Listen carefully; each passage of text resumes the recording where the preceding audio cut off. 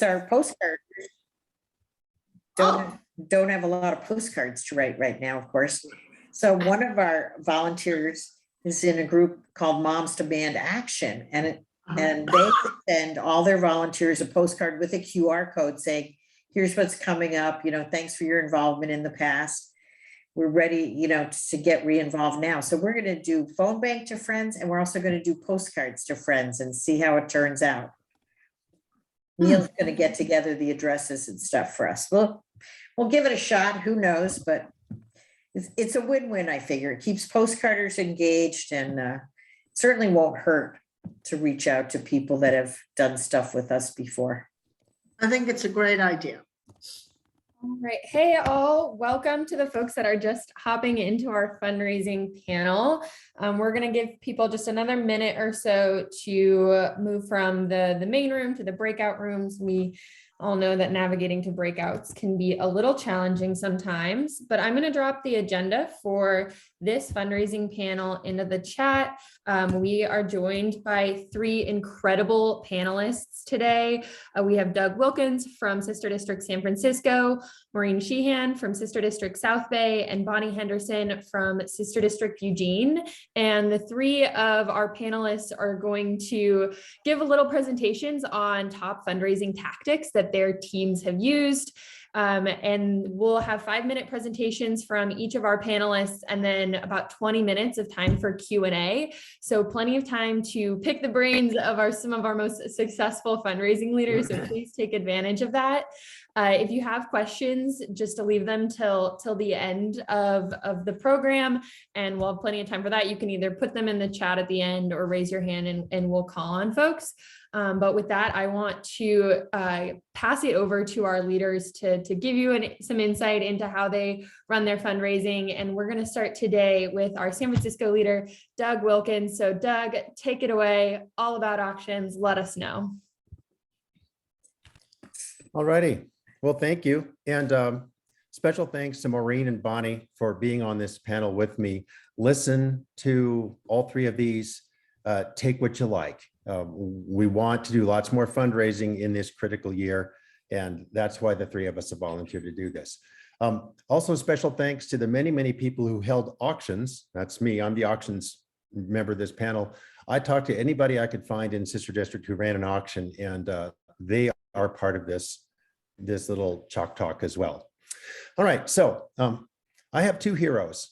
One is a volunteer here in San Francisco, Jane Lee, who, as the pandemic approached, volunteered to help us run an auction because we knew that a lot of things were going away. House parties were going away. A lot of things that we had expected to do were being headed off by a little virus. And then I also want to mention a hero, a guy named Tom Surratt, who's in the South Bay chapter of San Francisco Sister District. He came up with a software that we're going to hear about in the next 4 minutes.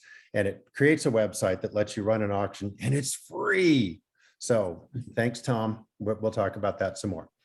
Okay, so auctions. My way of thinking about auctions, and I want to share it with you, is that an auction is sort of like having 8 or 10 house parties, really good ones, because a lot of people who held auctions in each of the last 2 election cycles in Sister District raised thousands and thousands of dollars. I won't waste your time here. Our first auction, we raised quite a bit of money, including $15,000 of a matching fund that went to Sister District headquarters. So we had a $41,000 auction. And I share that with you. I want you to be able to do that yourselves. Jane Lee, who was a head of our committee that first year, created tools that are now in the resource library. You can use them. They're great. Under Jane's direction and using just a few simple things, we had a very successful auction and then a good follow-up afterwards. We used Tom Surratt's Auctions Blue software. It creates a website that lets you run your auction. And that is just immeasurably helpful. Our auction ran for 2 weeks, and we were above our goal before our last 2 hours of the auction. We already had that kind of money in, and then we had a kind of a final hoorah with our candidates and so forth, and things went even better. Tom Surratt is so smart that he wound up getting sucked into a high-tech fund startup, and he's not available anymore, but we have a remarkable woman who stepped in. Susie Quatman is the new Tom, and she's volunteered to be available for you as we go into auction season this year. She can help with all kinds of stuff. So particularly on the functional technical side of things. Now, if I'm about to drop dead, one thing I want to leave you with right now is, as you put your auction together, the thing that you really want to look for, no matter where you are in this continent, is vacation stays. Vacation stays in our auction amounted to about 70% of the money we brought in. Houses by lakes, oceans, mountains, in art districts, old towns, and so forth were all very, very, very important. So you want to look at those as you're putting your auction committee and your auction together. One of the tools that we have now is a little thing that I put together called the 10 Commandments of Auctions. You can follow that and pretty easily have a successful auction, have lofty goals, put together a big committee, and have all the house parties you want, all in the form of one auction. What happens if all of our chapters or most of our chapters have auctions? Think of the impact we would have in our state legislative races. That's why I'm sitting here. That's why I'm talking to you. I really want that to work. And let me finish with one little anecdote. Jane Lee, who ran our first auction, wound up in the hospital a week before we were wrapping up our auction. But the auction was so good and had such momentum that it just glided right on in, even though Jane wasn't there to help us steer it that last week. And we had our $41,000 success. So I share that with you. I want you to have these. I'm available to talk with you about this sort of stuff. And I think we're going to have a really good 2022 season. Now, I would like to pass things over to my colleague, Maureen Sheehan. Hi, everybody. I'm going to talk about garden parties, but everything I know about garden parties, I learned from Marnie Rubin, who was our amazing fundraising captain the past 2 years. She, like Tom, has gone back to work full time and is stepping back from sister districts. So our whole chapter, all of our captains are going to try and fill her shoes. So the first thing about a garden party is a matching donor. Matching donors, when you start off with $1,000 or $2,000 or $3,000 already raised, you're like well on your way to your goal. You can find one person who has $1,000 or $2,000 to give, but you can also think about getting together a group. Get each captain to throw in whatever they're able to and have a captain's matching donation. I'm thinking this year about like asking my book group to do a book group matching donation. Any amount is helpful, and it's going to be helpful as you use it in all of your advertising to let people know that really there's a lot of momentum behind this. And then programming, what we call the hook. So it's great, in addition to the event, which will be fabulous, have some special reason for people to go to that event rather than something else they might choose. Candidates as speakers, live or by Zoom, always the top. That's always what our people ask for. Campaign managers are great when candidate can't be there. Sister district staff, Lala is going to come and be the keynote speaker at one of our parties this year, since she doesn't live too far from us. And or music, a group, a trio, a single singer, whatever. We've also found it helpful to have a hook that involves special food or wine. We had a volunteer that for the past couple of years, she has a wood-fired pizza oven out on her deck, and we promised everyone the best pizza they would ever eat, and we delivered on that promise. We also are in a big region for wine, so we have Psalms and all kinds of wine tasting possibilities. Something that makes people really excited to come. Advertising. So we publish a weekly memo that goes out every Tuesday. And of course, we hit our events hard in our memo. But ultimately, the memo is going to bring in, yes, your hardcore people that are always going to come, but it's important to reach out to friends. You don't want to, people generally don't want to go to something where they're not going to know anyone. So get a couple of your friends to come together. If you find a couple of volunteers who are going to set up chairs, say, sure, bring your friends. They can even come early if they would like. That personal outreach is so, so important. And then finally, in your advertising, always remember to include that you have a matching donor.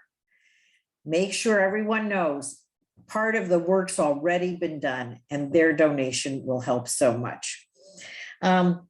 We also have found through trial and error that we use the KISS principle, keep it simple, stupid, for food and drink. We were knocking ourselves out for a while. It's just not necessary. We do all finger food, so we don't have to worry about cutlery and the waste that that can cause. Big water dispenser, so we don't have to have individual plastic bottles of water. And we have, again, homemade appetizers, but some of it's really simple: fruit, cheese, and crackers. It doesn't have to be elaborate. People don't really eat that much at these events. They're there to talk to people and to listen to your speaker and your pitch. Remember, you got to keep pitching throughout the event. And then finally, QR codes.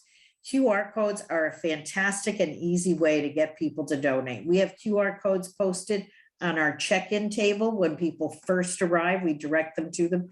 We have them on our food and drink tables. So at any moment that impulse to donate hits you, we have generally relatively few seats, but many more tables or benches, railings and stuff, QR codes there. Make it as easy as possible for people to donate more, because you'll have a lot of money going into your event, but a lot more will come as people are excited about the crowd, the speaker, and the food and drink. So that's it for me. And now on to Bonnie, who's going to talk to us about fundraising for teams of any size. Cool. And I just want to remind everybody, if you go to the agenda at sisterdistrict.com summit, there's sort of supplemental materials for everybody here. I want to say, first of all, I'm with Sister District Eugene, which is a very small group in a very small city. House parties and auctions are great. We had an online auction 2020 where we raised about $2,000, which we felt pretty good about, but it was very time consuming and no one wanted to do it again in 2021. So we decided on a more direct approach last year. We would just ask people for money. I decided to aim at $1,500, which felt like a lot to me, but I broke it down this way. I wanted to raise at least $500 for each of 2 candidate appearances on Zoom, which we shared with our sister group in Portland because we're too small to justify our own candidate appearances. Not enough people would come. And raise at least $500 for a state bridges event, again, that Portland was co-hosting. This was for North Carolina. So for the first event, I just asked our district captains if they would each donate $100 or whatever was right for them. We are the people who best understand our mission and we're most committed. So it kind of makes sense to ask people if maybe they would donate a little more than they might have otherwise. And the result, everybody donated. Not everybody donated 100, but we did hit our $500+ goal. So that was a win. For the second event, I asked one of our more active and generous donors and volunteers, someone I have never met in person, if he would raise $500 among his friends. I knew that he was part of a group of very politically active friends, some of whom have phone banked with us. And he said, yeah. And this was over email because it was COVID. So that kind of violates basic principle of fundraising, being person to person. But he said yes. And I want to point out, he's not a rich person. He's a high school teacher and football coach. But he said he'd do it. And the result was I kept watching our ActBlue account to see if that money would come in. And a couple of days before the event, the money showed up. He said he'd do it, and he did it. For the State Bridges event, I asked another of our very generous and active volunteers, and actually a friend of mine, who I knew used to live in North Carolina, if she would raise $500 among her old friends in North Carolina. Well, she said she doesn't really know anybody in North Carolina anymore. Plus, it was just not a good time for her to do any fundraising. But she said she'd chip in $250 herself, which was awesome. So that left me with just $250 short of my goal. So I decided to do a cold call to someone one of our district captains had met randomly, who I knew was active in progressive politics, was interested in Sister District, and I knew that he had the means to make a donation. I don't have time to describe how that went, but it went very well. I wrote that all up, and you can read my little write-up. It's accessible from the agenda. And he offered to chip in $250. So that $1,500 helped bring our 2021 fundraising total to more than $2,300. Now, I bet I know what some of you are thinking. That's not very much money. These guys made $41,000 in an auction. But what I want to tell you is that put us right in the middle of sister district groups for fundraising. In other words, half of y'all didn't even make that much money. We were right behind Brooklyn, which is a borough of 2 million people. We're in a city of 170,000. So we felt pretty good about that. And I guess I want to say, these tips I'm offering can be scaled up or scaled down to any size group, but I'm really speaking to the smaller groups. Don't be intimidated by what the big groups raise. Scale it to what works for you. Our impact is collective. Keep it simple. And that's really my first takeaway. And the second one is, sometimes just asking for money is the most efficient and even easiest way to raise money. Fundraising events and auctions and soup subscriptions are fun, and they can raise money and they can make friends, but they're very time consuming, and they depend entirely on volunteers who are passionate about doing that thing. If you don't have somebody who's real passionate about doing it, you can't do it. So consider the simplicity of just asking people for money. But you do need to have a plan. Set some deadlines and set incremental goals that are scaled to what you think you or your group can reasonably accomplish. Now, who to ask? That's really the crux. Raising money for sister district is hard. You're asking for money for a candidate people have never heard of who's running for state office in a different state. So think about people who already share your values and concerns and who have the means to make more than a minimal donation. And don't waste your time trying to sell someone on the concept of it starts with states or on the individual candidate. Just find someone who already shares your values. I mean, there are a million reasons to not give to your candidate, but there are really only 2 reasons people will say yes to you. They trust you, they admire what you're doing, and they want to be a part of it. And they have enough money that they can afford to share some of it. But you do have to ask. People will not give unless they're asked. You won't always get a yes, but I have never had anybody get mad at me for asking, honestly. The best fundraising advice I want to add in closing was from a professional fundraiser who said she could sum up fundraising in 10 words. Ask them, thank them, ask them again, and thank them again. So in that spirit, I want to thank again Mark and Vicki and Darren for your generous donations, and all of our district captains, Donna and Leanne and Jill and Rosemary and Bill and Stan and Nick and Holly. Thank you. And on to Madison. And thank you, Bonnie. And that segues into my first question, which I will give in a minute. But for folks, if you have questions for Doug, for Maureen, for Bonnie, feel free to either put those questions in the chat and I'll read them off to our panelists. You can direct your question at one panelist or all 3. Or if you have a question, you can raise your hand. Easy way to do that with the Zoom function is click reactions and then raise hand. But while folks put those questions in the chat and think of those good questions, the first question I want to ask the 3 of you that relates to Bonnie's last point, you talked about thanking donors. So can each of you just give a little description of what the follow-up after those events look like, or after that donor outreach looks like, and how you thank those donors? Sure. We email, we snail mail, we text, depending on what's happening. There might be little gifts involved for some of the bigger donors. And by bigger, I don't necessarily mean amount, but those who really stretched or really had something special about their donation. So we contact donors in all ways. And then this year, at the end of the year, I gave all of my co-captains, who were also pretty big donors, a copy of Amanda Gorman's poem from the Biden inauguration. Because there's always hope, like she said, there's always light. So yeah, that's what we do. Okay, we thanked everyone who donated to our auction. Obviously, that's a process where you really want to take care of people. We at least, as a minimum standard, wrote a thank you note and sent it through the snail mail, but generally we also interacted with them because we had to, put them together with the people who'd won their item.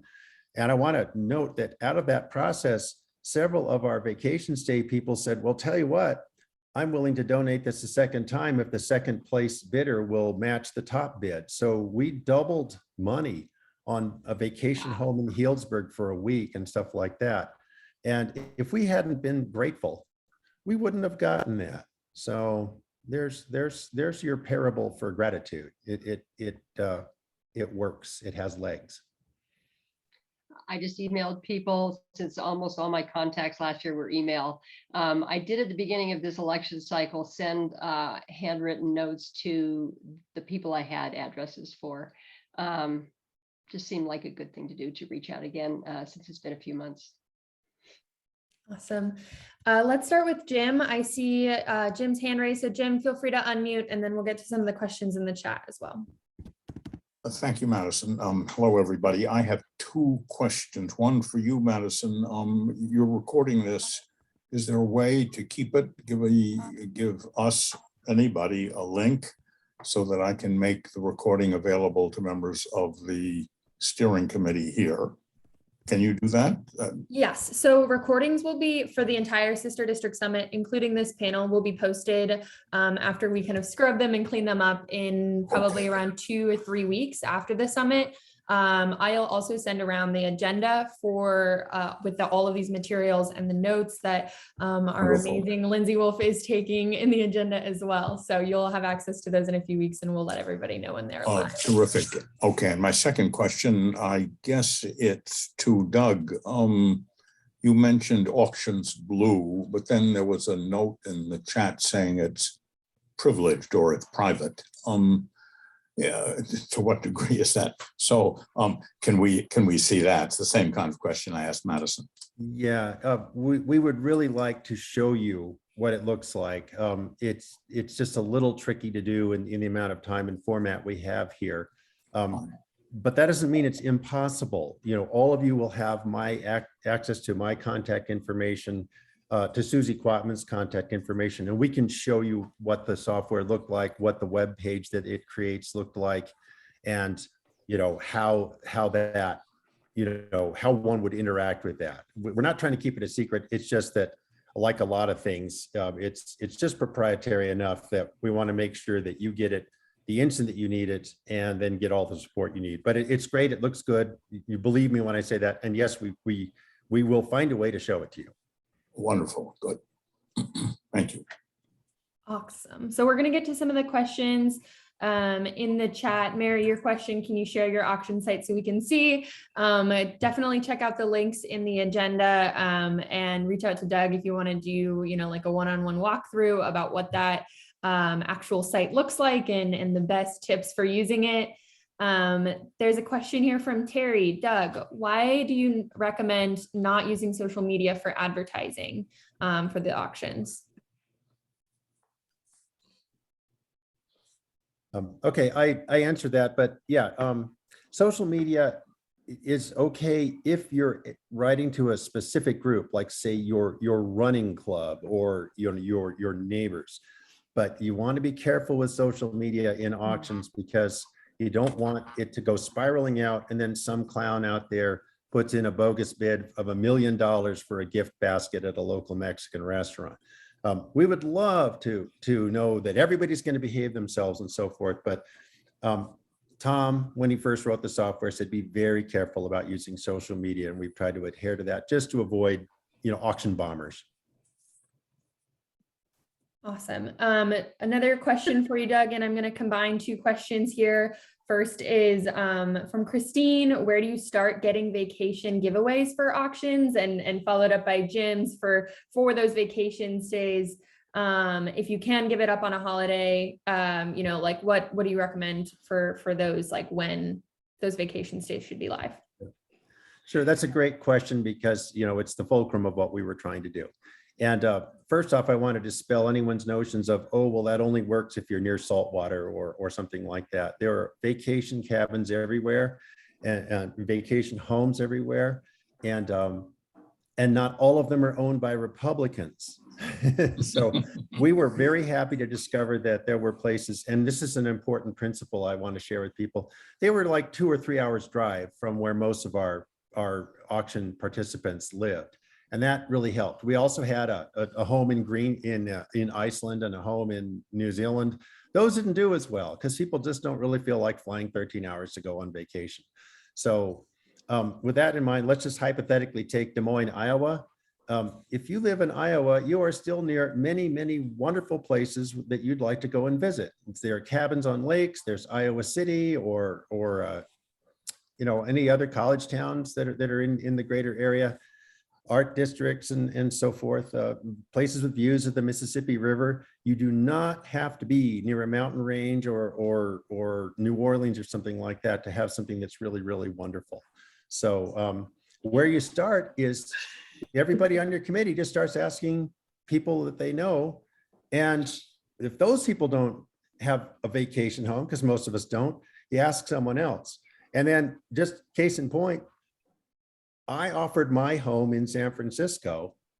And in fact, people who won from the auction are there right now. And I'm in a little cabin up in the Sierra foothills. So there are ways of making this work and making it work on a nice, large, wide scale without costing any money or causing a lot of trouble. It's a great technique. Awesome. Question for Bonnie in the chat from Lisa. Bonnie, what were the points you thought worked best when soliciting donations from people you don't know? And do you plan to resolicit your donors from 2021 in 2022? Yeah, I'm definitely going to talk to the same people, and have a little list going of additional people I want to ask this year. And again, it's not so much about the points. If you have to talk somebody in it, I mean, it's like phone banking. If you get a Trump supporter, you go, thanks, have a nice day. You're really just trying to get Democrats out to vote. If you need to have a whole conversation with somebody about why states are so important, it's a waste of time. People either think this is great what you're doing, and yes, I have enough money to make a donation that really wouldn't hurt me. That's all we're looking for. So I'm thinking about that cold call I did, which you can read about, but the main thing was really connecting with him and finding out what his interests were and having a two-way conversation. So I wasn't just hitting him up for money, but really finding out more about him and letting him know what we're doing. And he was sort of already primed to give to us. He gives to progressive groups. And I think he just wanted to hear what we're doing and admired me for taking the time to meet him. So just stepping out there is really the thing. Awesome. And I see, Yvonne, you have your hand raised if you want to unmute and ask your question. Okay, yes, Doug, I have a question. You make it seem that not all of the vacation stays you auction off belong to people in your chapter. It almost seems that you're looking at a site or someplace where you can get vacation homes as well. Is that true, or are these all vacation homes that belong to people in your chapter? Okay, great question. And it leads to a sort of a happy little secret about this. Virtually nothing, almost nothing on our vacation stays belong to anybody in our chapter, one or two. And then the rest of it was just our volunteers using word of mouth to talk to people that they often didn't know, but that they knew of, to get those vacation stays. And they were people who, there was no website. We didn't go on Airbnb or anything like that. We just talked to friends and cousins and, friends of friends. And, like the double down we had in the wine country was just somebody who knew one of our volunteers and openly just said, you know, I can do that, and I can do that on a pretty flexible basis. So, you know, all I can say is, you know, pick up the phone, send a few emails. Oh, picking up the phone is better, of course. And you can find, I mean, you're in Sacramento. You can find all kinds of stuff that's near Tahoe, that's near the ocean, that's near the Gulf. You know, it's so funny what you don't think is out there. And then suddenly somebody says, oh, my family has a home out, you know, in Sutter Creek. And next thing you know, you can get, some of these people will offer a weekend and a week. So you have 2 items on your auction. And then sometimes they let those double down. So you've really ramped up what your stretch is. Did I answer your question? Yes, you did. I just feel that we don't know that many people. However, we will scratch our little heads and come up with names. You're right. You don't know people, but you know people who know people. That's the You operating know what principle. I'm also wondering though is, I mean, someone comes to mind right now, and I guess I should call her, but I have no idea what her politics are. Does it bother you? Do you just, I guess you make the call, you find out right away, huh? Yeah, It's like, yeah, oh, yeah.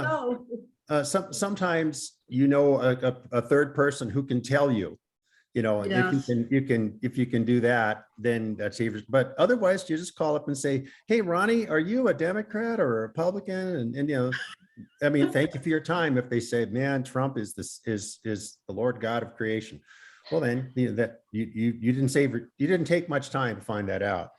On the other Yeah. hand, if you have someone who really believes in fairness and justice and truth and all that, then, you know, you can have a good conversation. Okay, all righty. I like your note, Madison. Thank you. Yeah. There's a good question in here from Jody, which is directed at Doug, but I think Maureen might be able to pop in here and add a little bit as well regarding live or outdoor auctions. So Doug and Maureen, would you have preferred to do a live auction, and what might that look like? Maureen, do you want to go first? Well, we, when we had a couple of live garden parties towards the end of last year, we did a small, threw it together really quickly, live auction at the party. Not a live auction, but a silent auction, but outdoors at the party. And we had either photos of the vacation homes, or we actually had some items, and that went really well. Silent auctions and doing it online, you can often get a lot more people involved. That was our experience when Tom first started this for us, is that you can reach a broader audience, but one doesn't preclude the other. You can do a big silent auction event and then hold back some items and have an actual live silent auction at an event, just to generate more money and more fun there too. We had it was quite exciting, the bidding wars, when you have those bidding sheets out and people are writing in, and then they come by and they increase the bid a little bit. It is fun to do it in person with all the bidding sheets out on a table. Yeah, so I'm not going to be able to add much to that. That was a great answer. I will say that if I put on my Lisa Diaz-Nash hat for a moment, she and I talked about this, and they've done both live and online auctions, and both have their pros and cons. Certainly during the pandemic, online was the way to go. Also, online meant that we had bidders from, I don't know, the East Coast and stuff like that, that weren't going to fly across the country to attend our live auction. So, you know, it just kind of depends on what you're offering and how far your little diaspora reaches out to an audience of attendees. Awesome. We have about 8 minutes left until the end of the panel. So if folks have more questions or comments, keep putting those in the chat. And I see Stacy has her hand raised. So Stacy, if you want to unmute and ask your question. Brain just went blank. I'll have to think of it again. Oh, I guess my question is, are the people that are buying the auction items only within the chapter, and or if you're getting people outside of, you know, your volunteers and your leaders in your chapter to buy things, how are you reaching them? I'll use the word diaspora again. all of our people, San Francisco was broken into 6 hubs. Each of those hubs have a fair size number of volunteers. And we just regularly every week said, okay, volunteers, go out and talk to your friends, let them know when the auction is. Here's the link. So yeah, you don't want to rely on just your own little internal group. You do want to spread it out. You just want to make sure that you're sending the message to progressive folks who are going to behave themselves. And then you make it as big as you can without, asking for trouble. Did I answer your question? Yes, thanks. Okay, good. Awesome. And it looks like Lisa has her hand raised. Lisa gave us a master class in how to do a good fundraising pitch that everyone can apply to their fundraisers earlier today. So Lisa, take it away. Oh, well, we're all just learning together. I mean, I think, Madison, the more you guys can do to share the ideas like you're doing right now is just great. Because, we've done a couple of auctions, but I hadn't thought about putting QR codes on the food and drink table. That's brilliant. That's just brilliant. So we will, thank you very, very much. We will be adopting that, Maureen. But something I just wanted to suggest to everyone, I totally agree with Doug about vacation stays, but the other thing that did very well for us was experiences. So somebody offered to bake a loaf of bread every month for 6 months, or cookies, right? And particularly when we were all home going nuts in the pandemic, that was great. Or, someone offered to teach someone how to needlepoint, or how to, any kind of a talent that you've got. And you could do those things actually over Zoom. So even if you couldn't be together. So we had somebody teaching someone 3,000 miles away how to bake her famous, salted chocolate chip cookies. So where there's a will, there's a way. Awesome. Thanks, Lisa. You mentioned at the beginning opportunities to share ideas like this. And I know we've got a lot of amazing leaders on this call from our current sister district chapters, and some new folks that are joining us, maybe not part of a chapter yet, or are working on starting a sister district chapter. So I'm going to drop in the chat a link to the fundraising leader calls that the sister district staff is putting together this year. So if you are interested in getting more involved in your team's fundraising, or you are a fundraising leader for your team, we're doing very similar style to this panel here, bringing together our fundraising leaders from all of our different chapters to share these ideas, talk about what's working, and the fundraising cycle is really broken up into two big chunks, right? Early money, helping our campaigns hire the staff, build the name recognition, and really build out their winning campaigns. And then the second half of the cycle, which is helping our campaigns build their winning get out the vote programs. And that's a really great way that we like to frame fundraising and how it really helps our candidates. Maureen might have mentioned a fundraising donation menu. So maybe my last question for Maureen is, can you tell us a little bit about how you frame how donations help campaigns when you are soliciting donations at your events? You're very kind, Madison. I forgot to mention that today. I did yesterday when we did our run through. So we put up a donation menu, just on a big easel board. I should have been prepared. I could go run to the garage and get it. And we have things like donate $50 and you've bought 25 lawn signs, or $100 will pay for 100 flyers to be dropped off at doors as people canvass. It's really exciting for people to see how a little money goes so far in a state legislative campaign. And people like to know where their money goes, I think. So that's yeah, thanks for reminding me of that, Madison. Absolutely. And I just dropped in the chat the fundraising donation menu on the Sister District Resource Library, which might be helpful as your teams think about, how if you're doing one big fundraiser and you want to set a goal for that fundraiser, right? We can't ever guarantee exactly how our candidates will use our donations, but it's really helpful, as Maureen mentioned, for people to conceptualize what a donation or, a set of donations might buy for a campaign. So I dropped that link in the chat just to give you all kind of an insider perspective on what campaigns are using all of our fundraising for, right? It's buying field staff or campaign manager, buying a digital ad, or buying lawn signs, as Maureen mentioned, to build up that name recognition, to get folks out on the doors and to really build their campaigns that can win. Awesome. Other questions, comments from folks? We have just about 2 minutes left before I think they're going to kick us out of our breakouts. Feel free to just unmute and share if you have something to share.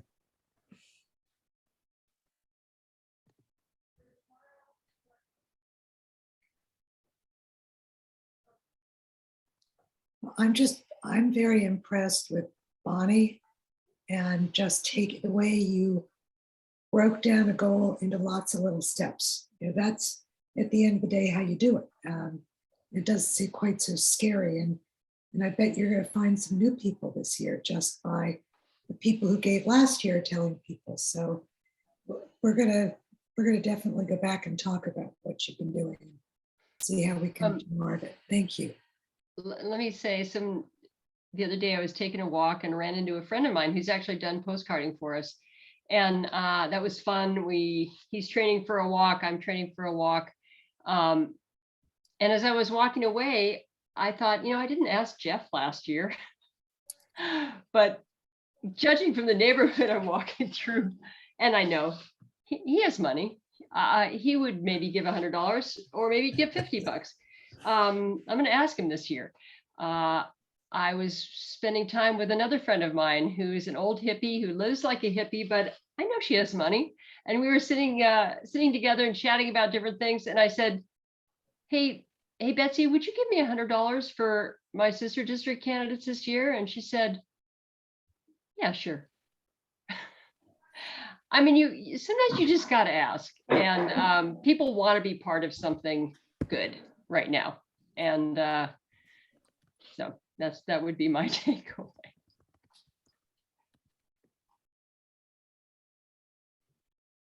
I'm sorry if I sounded like a bummer. I don't mean it.